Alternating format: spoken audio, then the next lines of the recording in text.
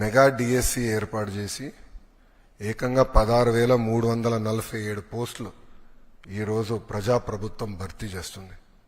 ఈ మెగా డిఎస్సిని ఎట్టి పరిస్థితులు ఆపాలని ప్రతిపక్ష పార్టీ సుమారుగా 24 కేసులు, ఈ రోజుతో 24వ కేసు కూడా డిస్మిస్ అయింది సుప్రీంకోర్టులో. 24 కేసులు వేశారు. అయినా అవన్నీ తట్టుకుని డిఎస్సి ప్రక్రియ మేము పూర్తి చేస్తున్నాం. గడిచిన 10 సంవత్సరాల్లో రాని పెట్టుబడులు ఈ సంవత్సరంలో తీసుకొస్తాం జరిగింది.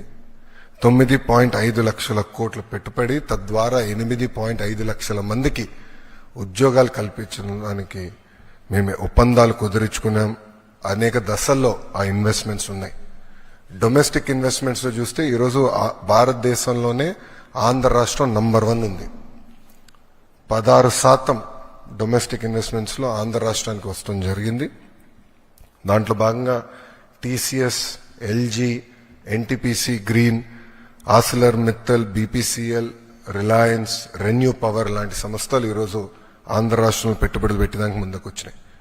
డబుల్ ఇంజిన్ సర్కార్ ఉంది కనుకనే విశాఖ స్టీల్ ప్లాంట్ కాపాడుకోగలం, రైల్వే జోన్స్ సాధించాం. అంతేకాకుండా భోగాపురం ఎయిర్పోర్ట్ పనులు కూడా వేగవంతంగా ఈరోజు జరుగుతున్నాయి. మీరు చూస్తే ప్రజాప్రభుత్వం ఏర్పడిన తర్వాత ఒక పెన్షన్లోనే భారతదేశంలో ఏ రాష్ట్రం ఇవ్వని విధంగా మేము ఇస్తున్నాం. వృద్ధులకి 1000 రూపాయలు పెంచాం, వికలాంగులకి 3000 రూపాయలు పెంచాం.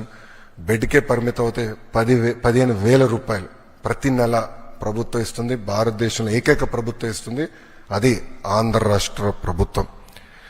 ఇంతేకాకుండా భారతదేశంలో ఎక్కడ లేని విధంగా 203 అన్న క్యాంటీన్లు ప్రజాప్రభుత్వం తిరిగి ప్రారంభించి ఈరోజు నడిపిస్తుంది. గౌరవ ముఖ్యమంత్రి గారు ఇప్పుడే చెప్పారు, ఆగస్టు 15 నుంచి ఉచిత బస్ విధానం కూడా మేము అమలు చేస్తున్నాం.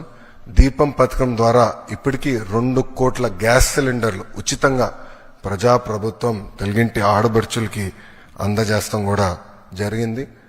దాంట్లో కొన్ని సవరణలు తీసుకొచ్చి ఏకంగా ఆ డబ్బులు డైరెక్ట్ గా మహిళల అకౌంట్లో కూడా వేయాలని ఒక నిర్ణయం కూడా ప్రభుత్వం తీసుకుంటాం జరిగింది.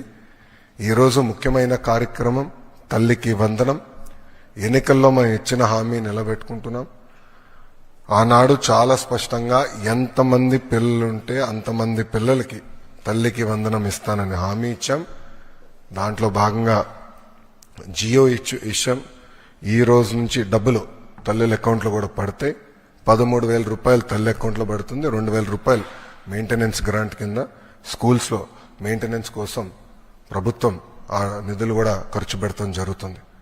సో భారతదేశంలో ఎవరు చేయని విధంగా సంక్షేమ అభివృద్ధి కార్యక్రమాలు ప్రభుత్వం